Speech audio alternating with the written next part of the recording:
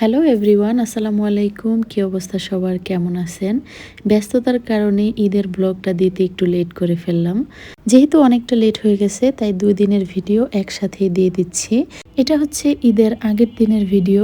আয়ানের জন্য যে পাঞ্জাবি আর শার্টগুলো নিয়ে আসছিলাম, সেগুলো বাসায় এনে একটু ট্রায়াল দিয়ে দেখছিলাম যে কেমন লাগছে। বেশিরভাগ সময় আড়ংয়ে গেলে আয়ানের সাইজ মতো ড্রেস খুঁজে পাই না। আর যদিও সাইজ ঠিক থাকে, সেটা আবার ওইরকম একটা পছন্দ হয় না।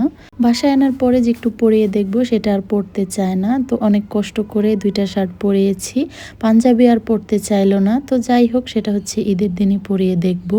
যাই হোক, সাজুগুজু রেখে চলে আসলাম হচ্ছে আদা রসুনগুলো ব্লেন্ড করতে। এগুলো আমি বিকেলবেলা কেটে রাখছিলাম, ভাবলাম এখনই ব্লেন্ড করে রাখি।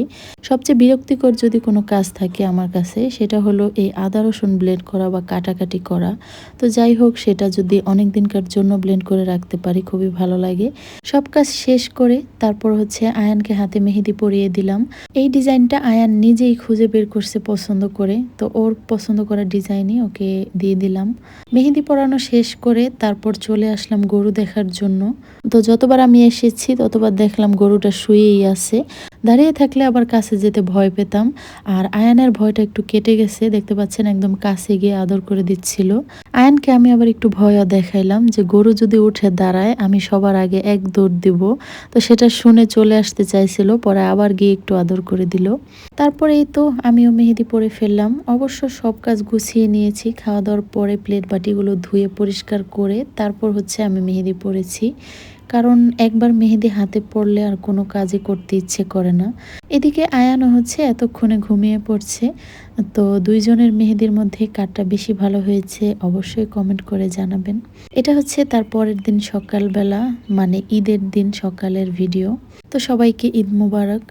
তো মেহেদির কালারটা কিন্তু আয়ানেরটাই বেশি আসছে, আমারটাও তো একটা কালার হয় নাই।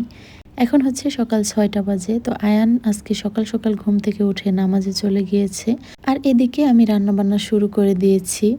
তো আমি সব সময় ঈদের আগের দিন বা চাঁদ রাতে সেমাই রান্না করে রাখি। তো আজকে হচ্ছে সকালেই রান্নাটা শুরু করলাম, যেহেতু তত একটা বেশি সেমাই রান্না করব না। আর আজকে সেমাইয়ের মধ্যে আমি খুব কম মিষ্টি দিয়েছি। আসলে মিষ্টি জিনিস মিষ্টি না হলে ভালো লাগে না, তারপরেও কিছু করার নাই, চিনি খাওয়া সবার জন্যই ক্ষতিকর। আর এই তো আমার বাবা নামাজ পড়ে চলে আসছে। পাঞ্জাবিটা ভিডিওতে তত একটা ভালো লাগছে না, তবে বাস্তবে খুবই সুন্দর। আর এই পাঞ্জাবিটা হচ্ছে ও নিজেই পছন্দ করে নিয়েছে। এই তো সবাই নামাজ পড়ে চলে আসছে, এখন হচ্ছে সবাই মিলে একসাথে সেমাই খাওয়া হবে। এই আনন্দটা কিন্তু সবাই একসাথে থাকলেই করা যায়, একা একা কখনোই সম্ভব না। এই সেমাইটা হচ্ছে আমাদের বিক্রমপুরের ঐতিহ্যবাহী সেমাই। কোনো সেমাই যদি নাও থাকে, এই ময়দার সেমাইটা রান্না করা হয়। আর এটা হচ্ছে বেশি করে নারিকেল আর দুধ দিয়ে রান্না করলে খেতে খুবই ভালো লাগে। সবগুলো রান্নাই খুব মজা হয়েছে। তো সবাই হচ্ছে যার যার মতো করে নিয়ে খাচ্ছিল। আমরা প্রতি বছরই যার যার রান্না করা সেমাই বড় ভাইয়াদের রুমে নিয়ে সবাই একসাথে আনন্দ করে খাওয়া দাওয়া করি।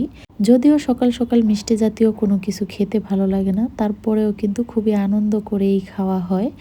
তো যাই হোক, যার যেটা ইচ্ছে খাওয়া দাওয়া করে তারপর হচ্ছে আমরা রুমে চলে আসলাম। আর এদিকে আয়ানকে পাঞ্জাবিটা চেঞ্জ করে দিলাম। তো আয়ান হচ্ছে একটু সাজুগুজু করতে পছন্দ করে। ছেলেদের আসলে সাজুগুজু বলতে ঘড়ি, সানগ্লাস আর হচ্ছে শার্ট প্যান্ট, এছাড়া তো আর কোনো কিছুই না।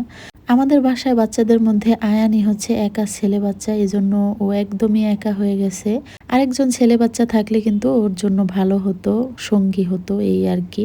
আয়ানের কথা শুনে আমি প্রায় হাসি, কারণ ও আমাকে প্রায়ই বলে যে একটা ছেলে বাবু কিনে নিয়ে আসতে হসপিটাল থেকে, মেয়ে বাবু নাকি ওর একদমই অপছন্দ। তো যাই হোক, এদিকে হচ্ছে মাংস কাটাকাটি শুরু হয়ে গেছে। প্রত্যেক বছর যদিও গরু জবাই করতে অনেক সময় লেগে যায়, বিকাল হয়ে যায়, তো আজকে হচ্ছে খুব সকাল সকালে গরু জবাই করে দিয়ে গেছে। এদিকে আমরা হচ্ছে ছবি তুলছিলাম, বাইরে প্রচুর রোদ। ঈদের দিন আসলে রোদ থাকলেও ভালো লাগে না, আবার বৃষ্টি নেমে থাকলেও ভালো লাগে না।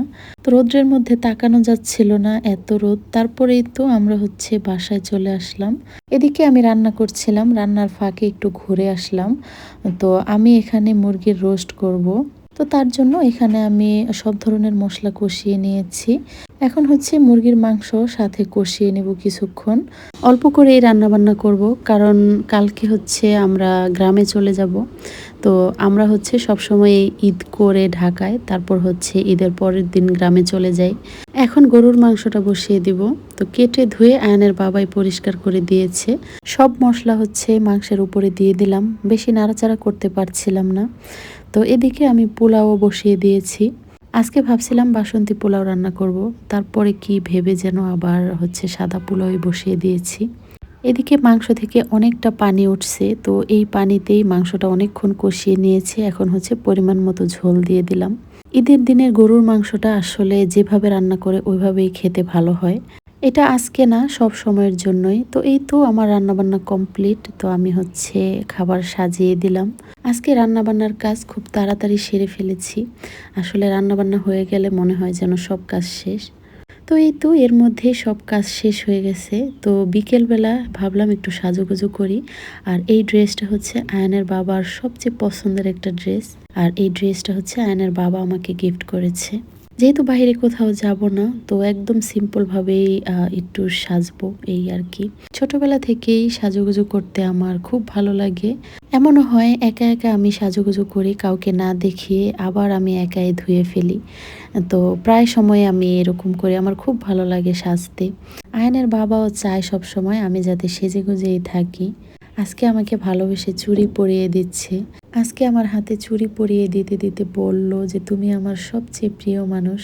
আলহামদুলিল্লাহ, এই মানুষটা আমার সুখের ছোট ছোট কারণগুলো সুন্দর করে তুলতে জানে। সত্যি বলতে আমাদের খুব বেশি কিছু লাগে না সুখী হওয়ার জন্য। জীবন যত ব্যস্তই হোক, এমন কিছু মুহূর্ত থাকে যেগুলো বারবার মনে করিয়ে দেয় আমি সত্যিই কারো খুব প্রিয় একজন মানুষ। আলহামদুলিল্লাহ। তো যাই হোক, সবাই দোয়া করবেন যাতে সারাটা জীবন এভাবেই পার হয়ে যায়। তো সাজুগুজু করলে আমার সব সময় একটু বাইরে যেতে ইচ্ছে করে। তো আজকে আর যাব না, যেহেতু কালকে গ্রামে চলে যাব। তো সব কিছু গুছিয়ে নিতে হবে।